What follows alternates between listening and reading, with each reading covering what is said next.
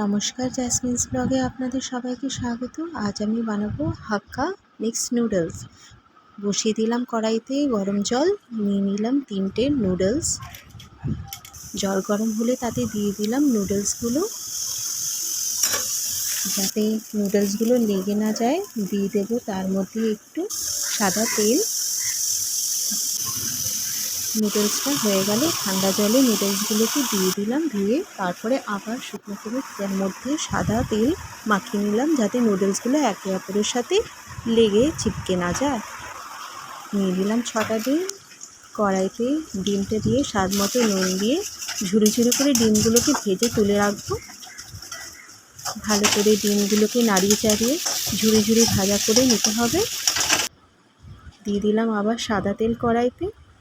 তার মধ্যে chicken marinate করে রেখেছিলাম আমি ভিনেগার, গোলমরিচ আর নুন দিয়ে। আর নিয়েছিলাম ছোটো চিংড়ি, সেটাও ভিনেগার, নুন আর গোলমরিচ দিয়ে ম্যারিনেট করে রেখেছিলাম আধা থেকে 1 ঘন্টা। এবার সাদা তেলে চিকেনগুলোকে হালকা করে ফ্রাই করে নিতে হবে। অল্প আঁচে চিকেনগুলোকে ফ্রাই করে নেব।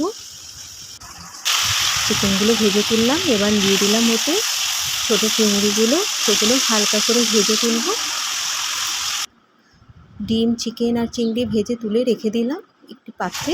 তারপরে সেই তেলে দিয়ে দিলাম কুচো কুচো গাজর, হালকা করে সবগুলো ফ্রাই করতে হবে। দিয়ে দিলাম বিনস। মশলাগুলো বেশি ভাজা না, হালকা হালকা করে ফ্রাই করতে হবে। তার মধ্যে দিয়ে দেবো চিড়ে রাখা কয়েকটা কাঁচা লঙ্কা, দিয়ে দিলাম ক্যাপসিকাম,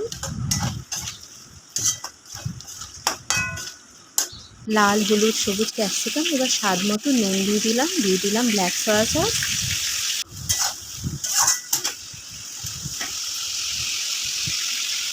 দিয়ে দেবো গ্রিন চিলি সস আর অল্প ভিনেগার। যেহেতু চিকেন আর চিংড়িতে ভিনেগার দেওয়া আছে সে কারণে অল্প চাউমিনে অল্প ভিনেগার দিলাম। এবার সেদ্ধ করা নুডলসগুলো দিয়ে দিলাম। মশলা আমাদের রেডি। এটা নাড়িয়ে চাড়িয়ে নিলেই হয়ে গেল আমাদের মিক্স হাক্কা নুডলস।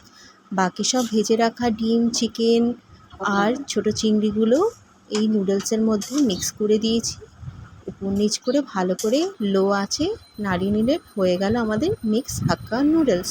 সার্ভ করে নেব চিলি চিকেন আর মাটন পায়া স্যুপের সঙ্গে। ভিডিওটি ভালো লাগলে প্লিজ একটি লাইক অ্যান্ড সাবস্ক্রাইব করে দেবেন। Thank you.